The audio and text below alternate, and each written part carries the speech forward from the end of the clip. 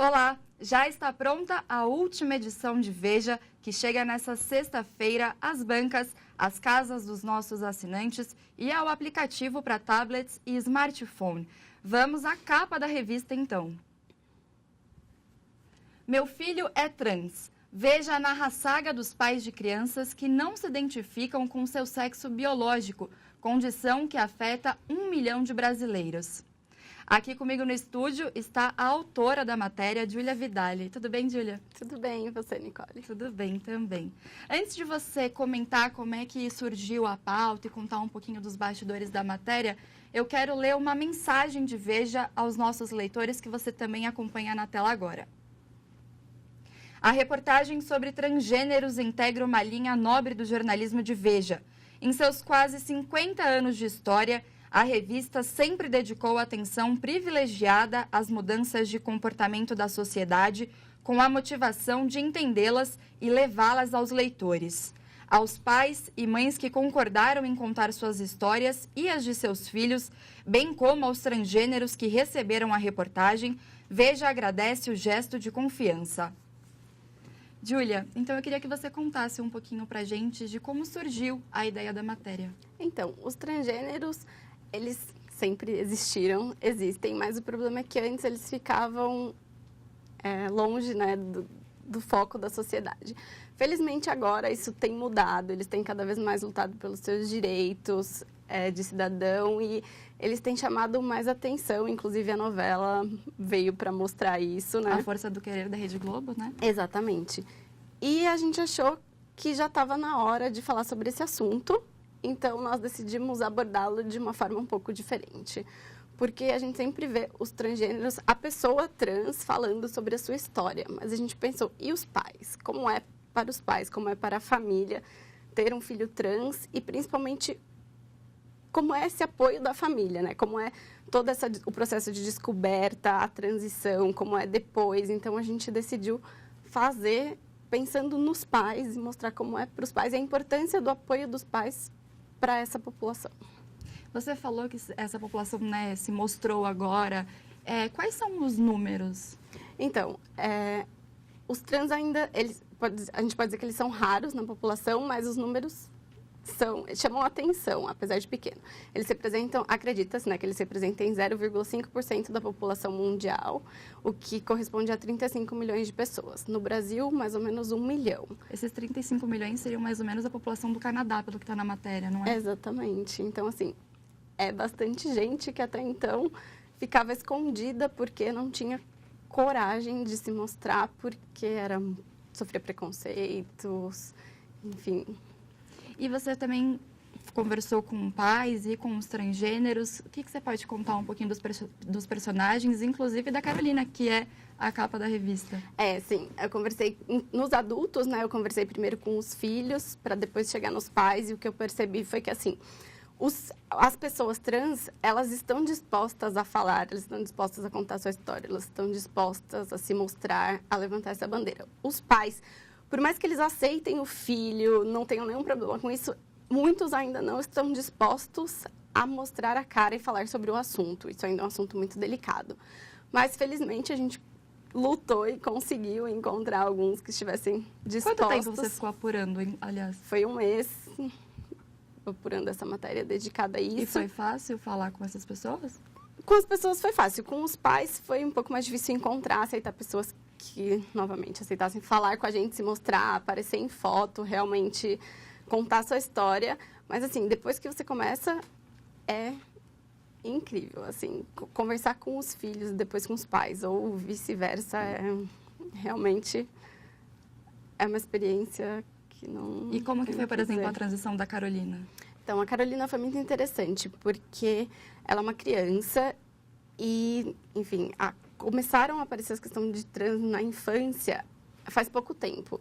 Porque, assim, a maioria dos trans, mesmo os adultos, sempre disseram que sabem disso desde a infância, mas eles escondiam isso. Agora não, eles estão se mostrando desde pequenininhos, alguns já falam, não sou...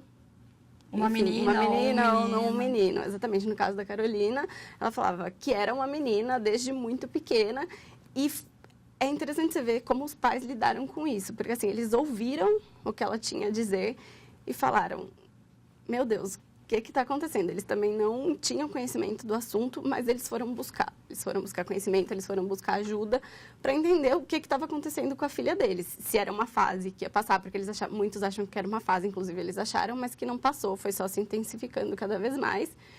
E até que eles chegaram, enfim, no ambulatório aqui em São Paulo, que cuida de crianças e adolescentes trans, levaram a Carolina lá e a partir dos 4 anos, ela realmente... viram que ela tem uma disforia de gênero, mas como é uma criança, isso ainda pode, dizem que ainda pode mudar, então você só observa e deixa a criança agir como ela quiser. No caso da Carolina, ela escolheu o nome Carolina, ela vive assim, mas é interessante ver que os pais, eles falam que eles tiveram que superar os próprios preconceitos em relação a esse assunto. E hoje eles falam disso abertamente, eles vão para frente, vão para a guerra, levantam a bandeira e também lutam, acima de tudo, para que ninguém ofenda ela, para que ela não tente não sofrer preconceito por causa disso, porque, assim, é uma questão inata dela, não é uma escolha, não é... E qual é a importância do apoio da família, dos pais, principalmente nesse processo de transição para a criança ou para o adolescente? Então, o apoio dos pais é imprescindível em qualquer família, mas para qualquer pessoa, para qualquer criança, mas principalmente para eles, é fundamental, porque o apoio dos pais para a população trans, ele dá um suporte para que essa pessoa tenha mais força para encarar a sociedade, para encarar tudo que ela vai enfrentar na sociedade. Então, tem inclusive estudos que mostram, assim, a taxa de suicídio entre essa população é de 40%, de acordo com os Estados Unidos, enquanto na população em geral é de 4,6%. Nossa, é muito alta.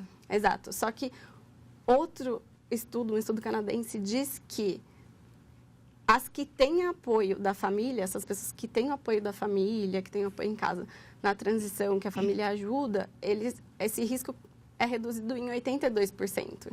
Então, assim, é muito importante. Exatamente, né? Porque eles se sentem apoiados, eles se sentem protegidos, acolhidos, eles veem que eles não são um problema, que não tem nada de errado com eles. E na sua matéria, falando em pais, você entrevistou 2 pais famosos, o Marcelo Taz e o Toninho Cerezo, que é pai da Lea Ti. O que eles disseram sobre essa situação? Foi muito interessante ver, porque são visões diferentes, mas que chegaram no mesmo objetivo, que foi apoiar incondicionalmente os filhos. Mas o Toninho, por ele ser de outra geração e viver num mundo muito machista, né? Tipo, fazer parte do futebol, que é um mundo ainda muito machista, ele falou, e a Lea, né, já tem 36 anos, ela assumiu para a família com 20 e poucos anos, enfim, alguns anos já, ele falou que quando ele ficou sabendo, ele ficou preocupado com o preconceito e com a violência que ela poderia estar sujeita por assumir isso, principalmente que ela assumiu publicamente, né, tipo, para o mundo inteiro, por ser uma modelo. E ele realmente ficou muito preocupado com questão de cirurgia, tratamento, mas ele foi se informar, acompanhou ela, ele e a esposa foram falar com os médicos,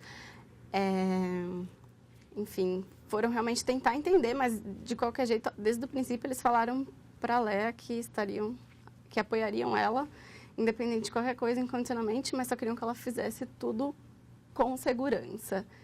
E já com o Taz, foi muito interessante, porque apesar dele estar inserido no mundo de televisão, convive com muitas pessoas da comunidade LGBTI, ele falou que quando é dentro de casa é diferente.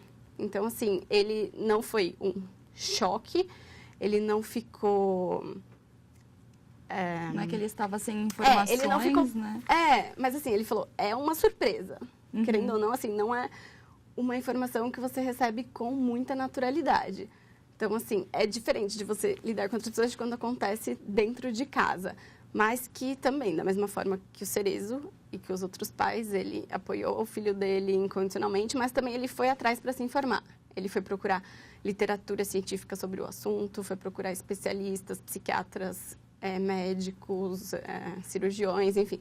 Foi se informar sobre tudo o que tinha sobre o assunto para poder ajudar o filho, se ajudar, né, a entender melhor e passar esse conhecimento para as outras pessoas. Você citou a questão da cirurgia. Como que isso é tratado no Brasil? E na matéria você também fala dos hormônios, não é isso? Sim. Então, no Brasil, de acordo com o SUS, o que se tem hoje aqui, O tratamento com hormônio, né? A pessoa pode começar a tomar hormônio de acordo com o gênero com o qual ela se identifica a partir dos 18 anos.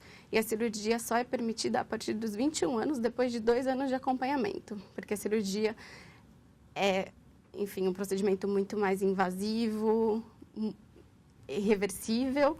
Então, os médicos dizem que eles precisam ter certeza que a pessoa entendeu o que significa tudo aquilo, está disposta a fazer a cirurgia com toda a segurança possível e etc. Em crianças, alguns centros fazem o acompanhamento e aí, quando começa na puberdade, o que eles podem fazer é o bloqueio da puberdade dessa criança para que ela não desenvolva os caracteres secundários.